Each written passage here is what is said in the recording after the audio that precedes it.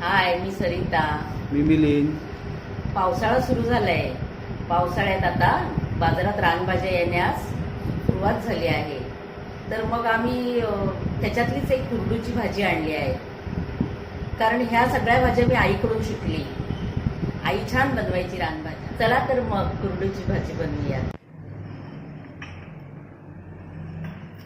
ही आहे कुरडूची भाजी. हिला प्रथम साफ करून घेणे.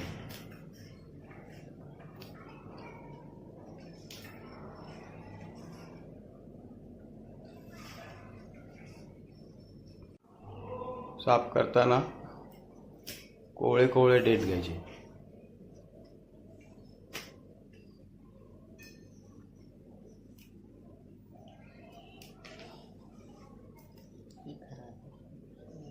भाजी चांगली धुवून झाल्यावर बारीक चिरायची.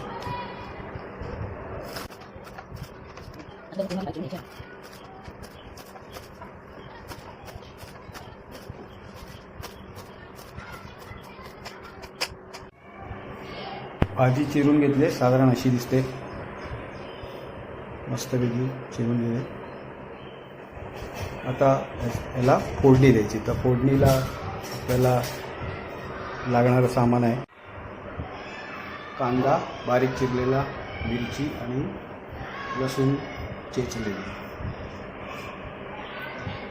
त्याला फोडणी द्यायला. फोडणीसाठी कढई घेतली, त्यात 2 चमचे तेल टाकले आणि आता त्यात लसूण मिरची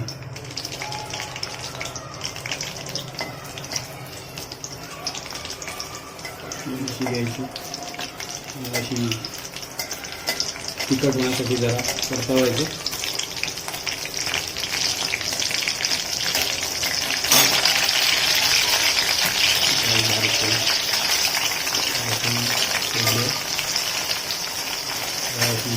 लाल होईपर्यंत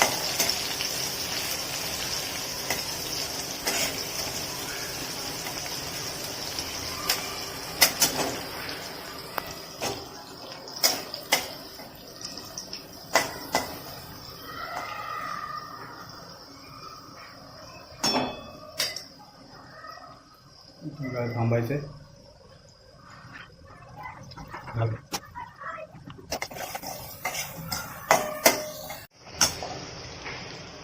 आता आपण कांदा टाकतो.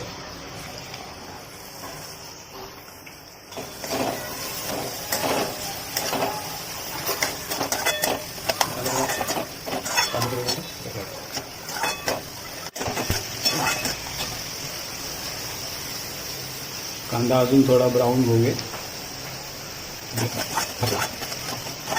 कांदा चांगला लाल झाला.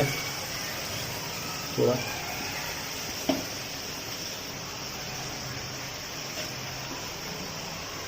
भाजी सगळी एकदम नाही करायची, थोडीशी ठेवून आळू द्यायची, परतवायची चांगली.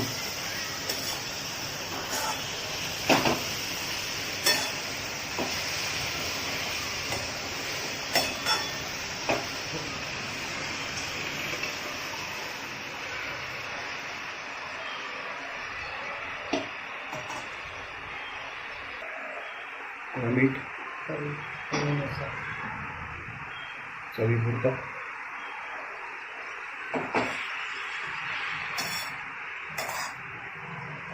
सारखी चांगली परतवायची, म्हणजे सगळीकडे लागलं पाहिजे त्याला मीठ.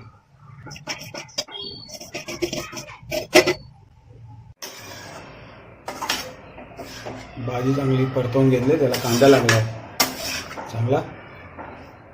आता पाणी सुटेल थोड्या वेळाने.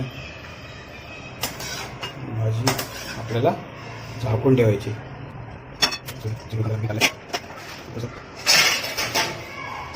झाकण लावून 5-10 मिनटं झालेले आहेत. आता आपण झाकण उघडून बघूया पाणी आटले की नाही. चांगलंच आटलेलं आहे. आपण बघतोय की भाजी शिजल्यावर फार थोडी होते, त्यामुळे घेताना ते आपल्याला जरा बऱ्यापैकी घ्यायची. आता आपण याच्यावर खोबरं किसलेलं टाकू. त्यामुळे भाजीला अजून चांगली चव येते. लहान मुलं फार आवडीने खातात. सगळं चांगलं मिक्स करायचं आणि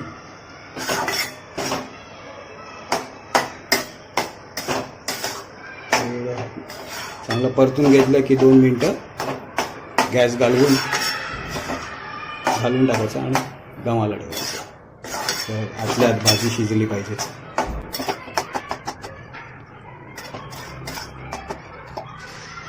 5 मिनिटानंतर आता भाजी परतवून घ्यायची. भाजी मस्त छानपैकी आळलेली आहे.